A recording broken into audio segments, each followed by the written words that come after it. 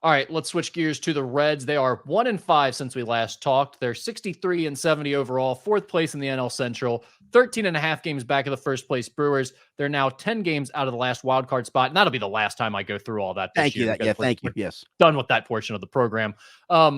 The Reds are going to promote pitching prospect Rhett Lowder and give him the start on Friday night against the Brewers. Lowder is the number 2 prospect in the organization and is 22 years old. He was drafted 7th overall last year after pitching for Wake Forest. He made his first and only start in AAA last Thursday and tossed 6 scoreless innings. There's been some hand-wringing about the Reds making this decision to bring Rhett Lowder up on Friday to make his debut already. Skinny, where do you fall on that? Are you good with the Reds doing this? I am, but that was not the plan at all. This wasn't Rhett Lowder pitching his way to the point where, hey, let's bring it. This was literally out of necessity. They've run out of arms, man. You've seen the last 2 nights, 2 bullpen nights, for goodness sakes. They're out of dudes. And but so you could throw someone else out there, right? Not really. I mean, honest to goodness, not really. Because their plan was to let him start in Louisville for the rest of this season. That's the perfect way to end. Let him end on a high note and then go into spring training, let him compete for a rotation spot. Maybe he starts in Louisville again, and then he's maybe the first call up when an injury or ineffectiveness happens to one of the starting pitchers. But this was not the plan. So deviating from the plan is a little troublesome. But at the same time, like I said, they're just out of dudes. Yeah.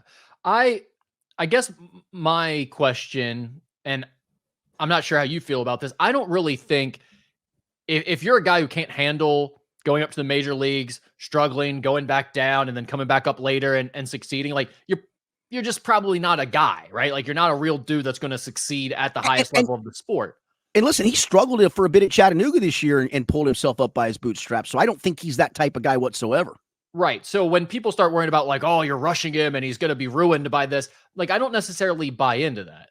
But to your point, that was when I also don't love a front office being like, we have a calculated plan for one of our top prospects in place. And just because your season has gone down the tubes, no one cares about what's going on at the major league level. And you can't even keep an actual major league pitching rotation together.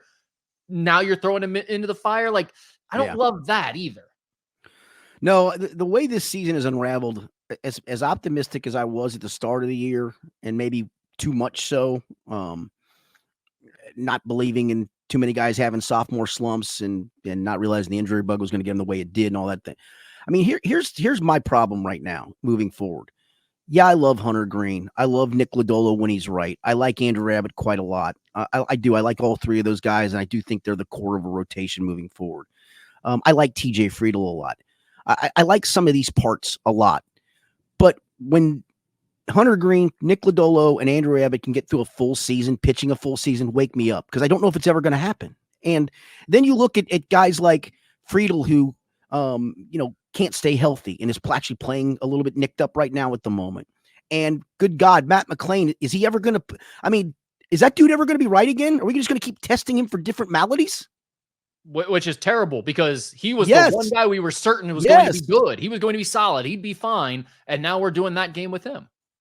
Yeah. And so, I mean, do you trust this front office to go out and add free agent pieces? Do they think that, no, it's just a matter of getting our guys healthy again? But, hey, even if next year, again, I love Hunter. Hunter Green became Cy Young material this year. But again, he can't finish the season. And I know that's a lot of major league pitching today, but it's damn problematic.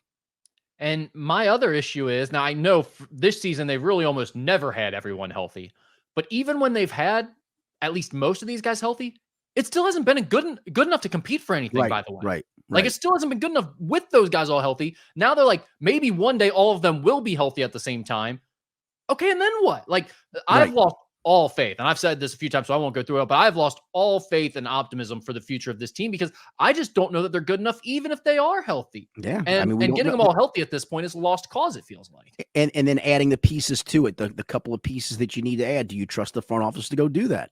Well, no. And, this is another great point that Mo Egger made earlier this week is that their argument this offseason is going to be like, well, getting these injured guys back are almost like free agent acquisitions. Right. Those are acquisitions for the offseason. We got all these guys healthy. Yep, I'm with you. I think that's what we're going to hear. Yep. I have nothing else to add on the Reds at this point. Do you? No, Before we get I will say I went to the game on what night was that? Tuesday night. I went to the game on Tuesday night after I wrote my cut down story, and it was sparsely attended, obviously, but I've never seen a crowd that was that sparse boo so loud when Spencer Steer was held up at third, and then when that game ended. All 4,000 in attendance Yes. were really letting them have it. They were letting them have it for sure. All right. Sure, you could stop watching now, but let's be honest, you want to see more. So click some of those links, or better yet, go ahead and tap subscribe. That way you'll catch more content from Local 12.